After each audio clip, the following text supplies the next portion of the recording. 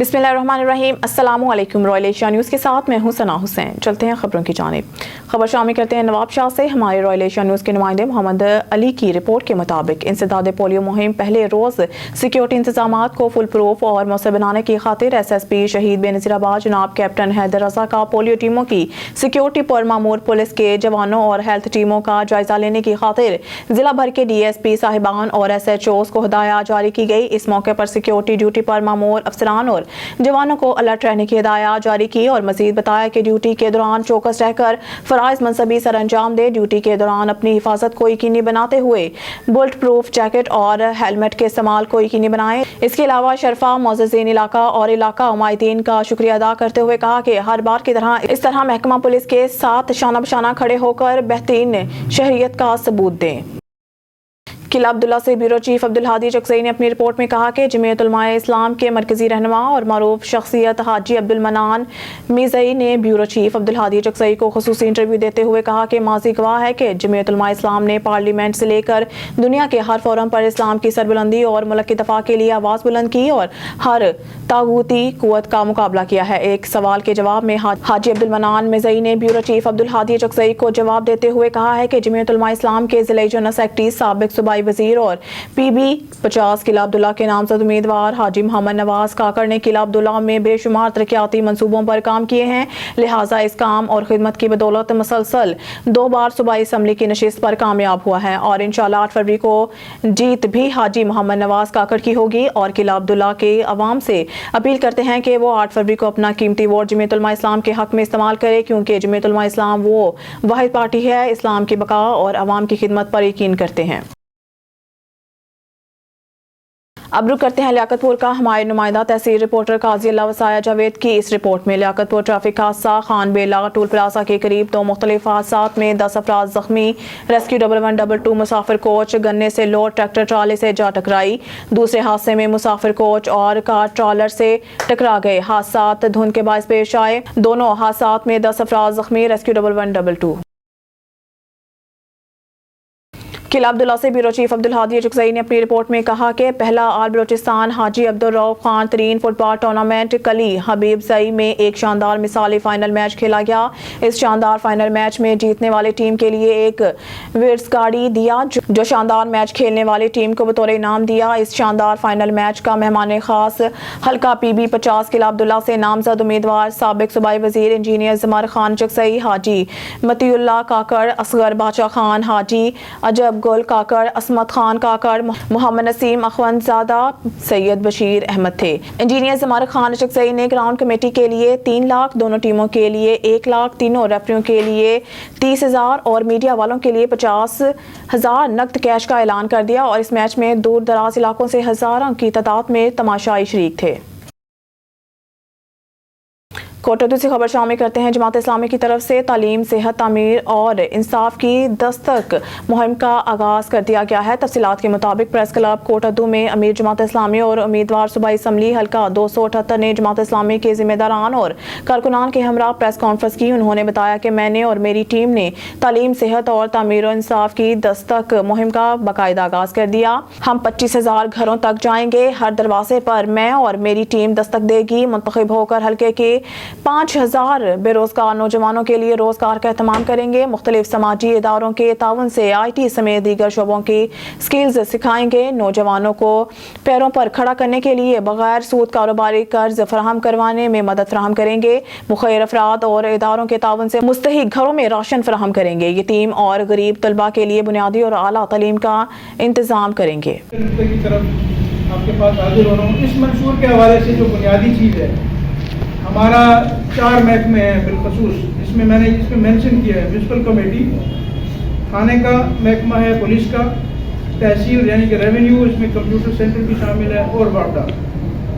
यहाँ पे तमाम लोग और तमाम किस्मी लोगों का इनसे वास्ता पड़ता है और यही वो बुनियाद है जिसने हमारे इस इलाके के अंदर खराबी और उसकी जो बीमारी है उसकी जड़ें पकड़ी हैं। हम इसके हवाले से कोशिश कर रहे हैं कि हम इसको हल करेंगे। इसमें 30 रोज़ का जिक्र किया गया। देखें, कोई भी मंशूर, कोई भी मैनिफेस्टो, कोई भी ऐलान उस वक्त तक मुकम्मल नहीं होता जब तक कि उसके अंदर कोई तायन न किया गया हो। ہم نے کوشش کی ہے کہ ہم نے ہر چیز کا تعین کیا ہے. اگر ہم نے کوئی چیز کسی تک پہنچانی ہے تو ہم نے تعداد کا تعین کیا ہے. ہم نے کوئی بہتری لانی ہے تو ہم نے مدت کا تعین کیا ہے. ہم نے کوئی نیا کام شروع کرے ہیں ڈیزاسٹر مینجمنٹ میں. آپ کو کوٹردو صوبائی ضلعی محکمہ کیا جنوبی پنجاب میں کہیں بھی ایسا سسٹم نہیں ہوگا. انشاءاللہ ہمیں موقع ملے گا تو ہم 1000 رجسٹرڈ لوگ تیار کریں گے جو سیلاب، قدرتی آفات، آگ کے حوالے سے کسی بھی ایمرجنسی میں اپنے علاقے کی مناسبت سے وہاں پر موجود ہوں گے انتظامیہ کی ہیلپ کرنے کے لیے، اور وہ ہمارے رجسٹرڈ لوگ ہوں گے. یہ ایک بنیادی عنصر ہے جو یہاں پہ ہمیں سب سے جس کی کمی نظر آتی ہے. ہمارے ہاں جب آگ لگتی ہے دکان میں یا جگہ پہ تو ہوتا یہ ہے کہ عوامی نمائندے فوٹو سیشن کے لیے وہاں پہ پہنچ جاتے ہیں اور وہاں پہ کام کے اندر معاونت کی بجائے رکاوٹ کا سبب بنتے ہیں. لیکن انشاءاللہ ترازو اور جماعت اسلامی نے اس کی یہ حل نکالا ہے اور یہ ظاہر ہے کہ انتظامیہ کے ساتھ مل کر کرنے والے کام ہیں. اس منشور میں ہو سکتا ہے کہ آپ کو لگے کہ یہ تو ایک ڈی سی او اور ایک ڈسٹرکٹ لیول کا انتظامی منشور ہے، لیکن سب سے بڑا نیت یہ ہے کہ جتنے بھی صوبائی محکمے ہیں اور جتنے بھی یہ لوکل محکمے ہیں یہ سب پروونشل اسمبلی کا سبجیکٹ ہے، اور جو ایم پی اے ہوتا ہے وہ ان پر ڈائریکٹ اوور سائٹ کر سکتا ہے، اس کو دیکھ سکتا ہے بطور ایک واچ ڈاگ کے ادارہ جس طرح ہوتا ہے اس طریقے سے اس کے اوپر اپنا چیک رکھ سکتا ہے، اور ہم اس کو انشاءاللہ یوٹیلائز کریں گے. اور سب سے بڑھ کے اس میں ایک بنیادی نقطہ بیان کیا کہ پرائیویٹ سیکٹر، ہم پرائیویٹ سیکٹر کو چاہے وہ سروسز سیکٹر ہے چاہے وہ فیکٹری ہے انڈسٹری ہے اس کو اگنور کر دیتے ہیں. ہمارے آدھے مسائل اس طریقے سے حل ہو سکتے ہیں. میں نے پہلے بھی بیان کیا تھا کہ جب ہم صفائی کی بات کرتے ہیں، مسائل کے حل کی بات کرتے ہیں تو انتظامیہ کہتی ہے کہ ہمارے پاس بجٹ نہیں ہے. جبکہ ہم یہاں پہ کوئی سرگرمیاں دوسری اپنی پسند کی کرنا چاہیں، ہم یہاں پہ کوئی میوزک فیسٹیول کرنا چاہیں، کوئی گالا کرنا چاہیں تو ہمارے پاس فنڈ موجود ہیں، ہمارے پاس لوگ تعاون کرنے والے موجود ہیں. لیکن جب یہاں کے بے روزگار نوجوان کو روزگار دینے کا وقت آتا ہے اس وقت ہمیں یہ نہیں پتا ہوتا کہ ہم اس کو روزگار کہاں دیں. ایم پی اے کہتے ہیں میں آپ کو کیسے دوں، میرا تو یہ درجہ چاروں کا کوٹا ہے، میں تو یہاں سے آپ کو سفارش کر کے کسی سے 1 لاکھ کسی سے 3 لاکھ لے کے میں آپ کو لگوا دوں گا. لیکن یہاں پر پرائیویٹ سیکٹر اگر آپ کا صوبائی حلقے کا کینڈیڈیٹ جو وہاں پہ ایم پی اے منتخب ہے، سٹنگ ایم پی ہے، اگر وہ دیانتدار ہے تو یہ ہو نہیں سکتا کہ کوئی پرائیویٹ سیکٹر جو اس حلقے کی حدود کے اندر ہو وہ آپ کے ساتھ مل کر چلنا نہ چاہتا ہو، وہ آپ کے ساتھ بیٹھنا نہ چاہتا ہو اس موضوع پہ. ہم لوگ اپنے ذاتی مفادات حاصل کر لیتے ہیں لیکن اپنے حلقے کے لیے کچھ نہیں کرتے. یہ ہمارا ماضی ہے لیکن ہم انشاءاللہ اس ماضی کو بدلیں گے. ہم ان سے کہیں گے کہ ہمارے حلقے کے 500 نوجوانوں کو آپ نے اکاموڈیٹ کرنا ہے. آپ کوئی فیکٹری اونر ہیں، مل اونر ہیں، چھوٹا انڈسٹریل یونٹ ہے، آپ کسی این جی او سے تعلق رکھتے ہیں، آپ کسی پرائیویٹ فارم سے تعلق رکھتے ہیں، ہمارے اس کوٹردو کے نوجوان کو کوٹردو کا نوجوان پہلے کے نام سے ہم نے اسکیم انشاءاللہ متعارف کرائیں گے. اس کے تحت آپ نے اس کو روزگار دینا ہے. اگر یہ آپ قابلیت پر نہیں ہے پھر آپ باہر سے کر لیں گے. اگر یہاں کے افراد میں قابلیت کم ہو گئی ہے پھر آپ باہر سے لیں گے.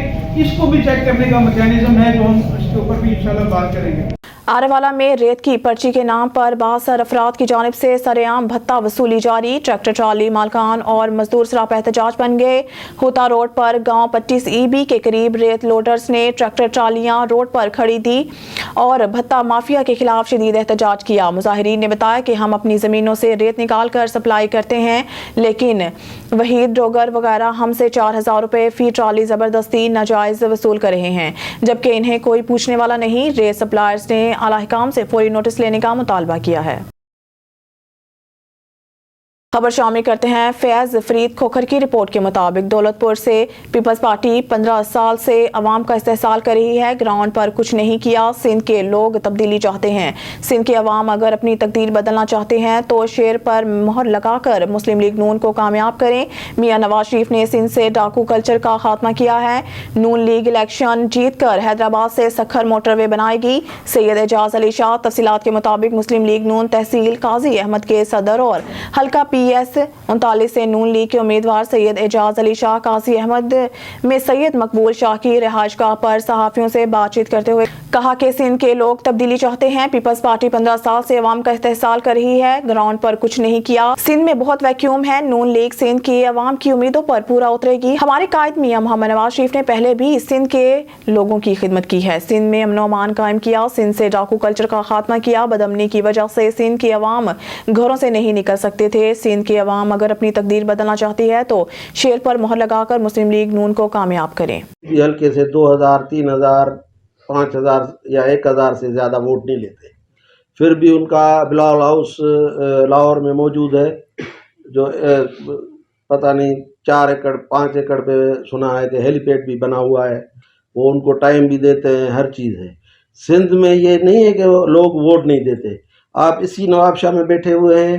گزشتہ اپوزیشن میں جو ہے پہلے 13 میں جو اصغر رند تھا 40,000 سے اوپر ووٹ لیے تھے. نواب شاہ کے کینڈیڈیٹ نے بھی 40-50 ہزار سے اوپر ووٹ لیے تھے. اور پھر 18 والی الیکشن میں بھی 40,000 کے قریب جو ہے وہ اپوزیشن نے ووٹ لیے تھے. اور ادھر نواب شاہ والے حلقے میں بھی 40-50 ہزار سے اوپر جو ہے ووٹ سندھ والے نے دیے تھے. سندھ میں بہت ایک ویکیوم ہے, ابھی ویکیوم ہے. 15 سالہ استحصال ہے اور غیر معیاری حکومت ہے. گراؤنڈ پہ کچھ بھی نہیں ہوا ہے. تو اسی لیے یہ نہیں آپ کمپیئر کر سکتے. سندھ ووٹ دیتی ہے. باقی جو اکا دکا اگر کوئی وڈیرا چلا جاتا ہے اس کے 2000-3000 ووٹ ہوں گے. 40,000 ووٹ تو دیتے ہیں نا, 45,000 ووٹ دیتے ہیں. 1000-2000 تو کبھی بھی کسی حلقے میں بھی نواز شریف مسلم لیگ نواز سے اگر سندھ کا کینڈیڈیٹ ہے تو اس نے 30-40 ہزار 50 ہزار 60 ہزار سے کم سندھ میں ووٹ نہیں لیے. نواب شاہ ایک سینٹرل پوائنٹ ہے, وہ بھی آپ کو میں رپورٹ بتا رہا ہوں, بھلے آپ چیک کر لیں. تو 2 سیٹیں ہیں قومی اسمبلی کی, تقریباً 1 لاکھ قریب ووٹ جو ہے نا اپوزیشن میں پڑے ہیں. تو ووٹ ملتے ہیں, بس توجہ کی ضرورت ہے. جیسے میاں صاحب نے پچھلے دور میں امن و امان دیا, ابھی غریب لوگ جو ہیں باہر نہیں نکل سکتے, موٹر سائیکل پہ نہیں نکل سکتے. شام کو بس اگر بیماری ہے کوئی کسی مجبوری میں نکلتے ہیں, لوٹے جاتے ہیں. تو انشاءاللہ تعالی سندھ کے عوام کی جو ہے امید ہے میاں صاحب میں اور میاں صاحب کے لیڈرشپ میں. تو انشاءاللہ وزیر اعظم اگلے میاں صاحب ہیں, سندھ کو امن و امان دیں گے. جیسے انہوں نے خود بھی کہا ہے, ہم گئے تھے ادھر جب پارٹی کی اپلیکیشنز پہ انٹرویوز ہو رہے تھے تو میاں صاحب نے کہا کہ یہ جو کراچی اور حیدرآباد کی موٹر وے بنی ہوئی ہے یہ موٹر وے نہیں ہے, میں جب آؤں گا تو وہ موٹر وے بنے گی, آپ دیکھو گے. اور سکھر تک جو موٹر وے میں نے ملتان سکھر موٹر وے پہنچا دی تھی, اور سکھر سے حیدرآباد جو بنے گی وہ آپ دیکھو گے. انشاءاللہ زندگی رہی اور اللہ نے چاہا, عوام نے ہمیں منتخب کیا تو میں آئندہ وزیر اعظم ہوں. اور آپ کو یہ تحفہ ابھی سے ہی آپ کو بتا دیتا ہوں, آپ جا کے بتائیں سندھ کے عوام کو کہ یہ آپ کو میں کر کے دکھاؤں گا, امن و امان بھی دوں گا اور یہ موٹر ویز بھی بنا کے دوں گا. تو یہی بات کہ پاکستان کی سندھ کے عوام کی, غریبوں کی جو ہے وہ نمائندگی انشاءاللہ تعالی مسلم لیگ نواز سے ہوگی, اجتماعی, انفرادی نہیں. جیسے گزشتہ 15 سال دور میں چند خاندان, چلو پوری سندھ میں 200 خاندان ہوں گے جو ارب پتی یا کھرب پتی بنے ہوں گے. باقی کروڑوں لوگ جو ہے بیچارے پسماندہ, روٹی کے لیے ترس رہے ہیں, صحت کے لیے ترس رہے ہیں. جن کو صحت نہیں ہے, روٹی نہیں ہے, ہر چیز مہنگی ہے, مہنگائی عروج پہ ہے, سانس لینا مشکل ہو گیا ہے انسان سندھ کے لوگوں کا. تو سندھ کو توجہ کی ضرورت ہے اور میاں صاحب جیسے ہی لیڈرشپ کی ضرورت ہے. تو آپ انشاءاللہ تعالی, میاں صاحب نے بھی کہا ہے کہ جا کے بتاؤ کہ بھائی میں آپ کو ایک چیز, مجھے آپ منتخب کرو, میرے نمائندوں کو منتخب کرو, میں آؤں گا.